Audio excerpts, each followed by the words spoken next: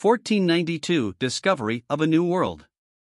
Christopher Columbus was the first man who wanted to find a direct route to Asia. He stumbled on a new world called America. On his first voyage, he arrived on his ships Santa Maria, Pinta, and Nina, the island Arawaks, Bahamas, in 1492. The natives of Arawaks gave Columbus and his crew a warm welcome. His second voyage led them to the Caribs. The inhabitants believed that they and their ships were gods who came from the skies. But the natives were only seen as a strong and productive workforce. Columbus ordered some of his men to stay behind, built a fort, and trade with the inhabitants. After a while, the Spanish discovered gold and silver on the island of Hispaniola. Therefore, the Spanish searched on the other Caribbean islands and investigated the north of the American continent. 1565, the oldest city in the United States.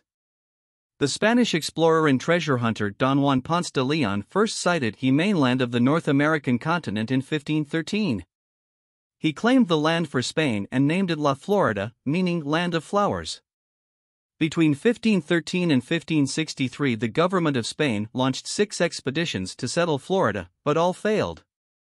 The French succeeded in establishing a fort and a colony on the St. Johns River in 1564 and threatened Spain's treasure fleets, which sailed along Florida's shoreline, returning to Spain.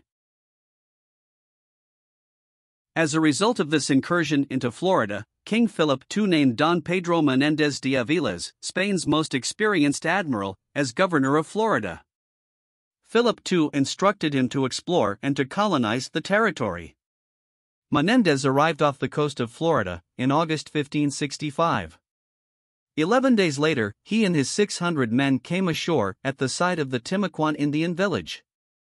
He fortified the captured village and named it St. Augustine. After brilliant military maneuvers, Menéndez destroyed the French garrison on the St. Johns River and, with the help of a hurricane, also defeated the French fleet. With the coast of Florida in Spanish hands, he built the town, established missions to the Indians for the church, and explored the land. The town was burnt and sacked by the English buccaneers Sir Francis Drake in 1586 and Captain John Davis in 1665. St. Augustine is the oldest lasting European settlement on the North American continent. 1607, the first British colony. In June 1606, King James I of England allowed the Virginia Company to settle an English colony in the Chesapeake region of North America. In December 104 men started to North America with 4 ships named Sarah, Constant, Godspeed, and Discovery to search for gold and to build the colony. In May 1607, this group of explorers decided to settle on an island. They named the nearby river James, after their king. That is why the colonists called this settlement Jamestown. Although they have been attacked by the Algonquian Indians and had a lack of food, the English settlers were able to survive. Under the leadership of Captain John Smith, the colonists built a wooden fort for their protection. Lord de la Ware, Jamestown's new governor, planned to deliver needed supplies and consequently gave the colony a chance to expand. After that, the British began to colonize all over what is now New England. The wars with the Algonquian ended after Pocahontas, the daughter of the Algonquian chief, married John Rolfe, a European settler. Jamestown was the first permanent British colony in North America. 1614, the Dutch in North America. In 1614, Dutch merchants established a trading post at Fort Orange. 10 years later, 30 families came from Holland to settle in this area, which was called New Netherland. The Dutch government gave trading rights to the Dutch West India Company. In the next few years, other colonists arrived and a large settlement was found on Manhattan Island. Peter Minuit, who became governor of New Netherland, bought the island from Native Americans in 1626 for $24. The biggest port on Manhattan was named New Amsterdam. With the intention of attracting new settlers, the Dutch West India Company offered free land along the Hudson River. Peter Stuyvesant became governor in 1646. The English fleet, which arrived in 1664, wanted to capture New Netherland.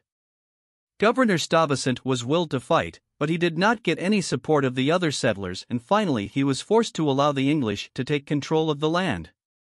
New Amsterdam was renamed New York. 1620 – Freedom of worship. In 1620, Thomas Weston, assisted by John Carver and Robert Cushman, hired the Mayflower and the Speedwell to undertake a voyage to base a colony in northern Virginia. The Speedwell turned out to be a leaky ship and was unable to make the voyage. Christopher Jones was the captain of the Mayflower when it took the Pilgrims to New England in 1620.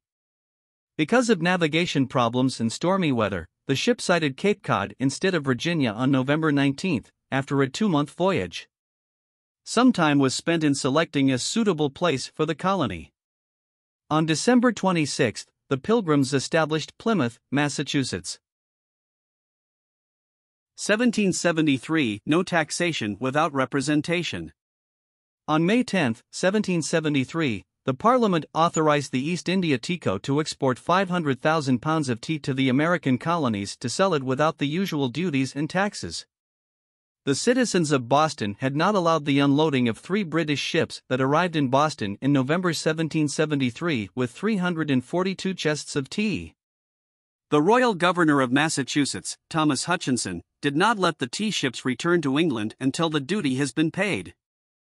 On the evening of December 16, a group of Bostonians, led by the American patriot Samuel Adams and disguised as Mohawks, boarded the ship and dumped the tea into Boston Harbor. The British closed the port because Boston's government did not want to pay for the lost tea. The Boston Tea Party increased the conflict between the colonists and Britain. 1775 – The way to independence. The American Revolution had some reasons. Social, economical, and political changes in the colonies before 1750 and, more important, the French and Indian War, 1754 to 1763, changed the relationship between the colonies and their home country. Since 1765, the colonists had to pay for costs of the wars, which escalated in the Stamp Act crisis.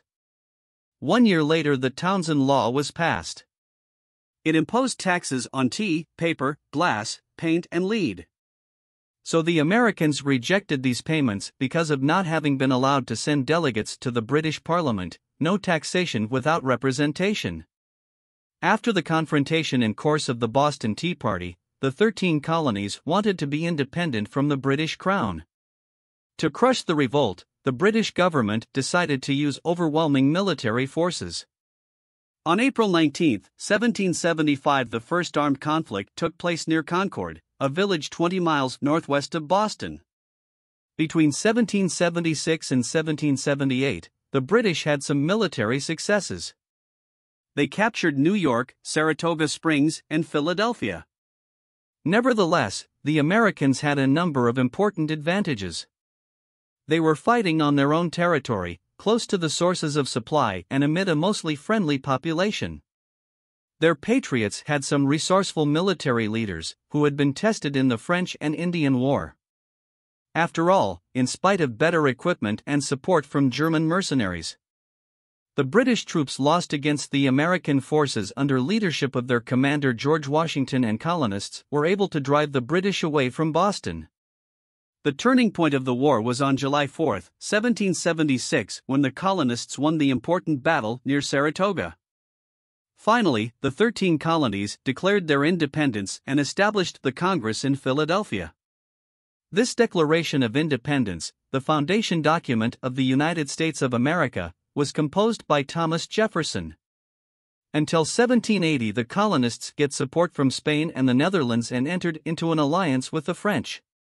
The result was an expansion to an international conflict. Near Yorktown, the Americans could defeat the British troops on October 19, 1781. The British government had to admit the independence on September 3, 1783. The former colonies ratified the Constitution and formed the United States in 1789.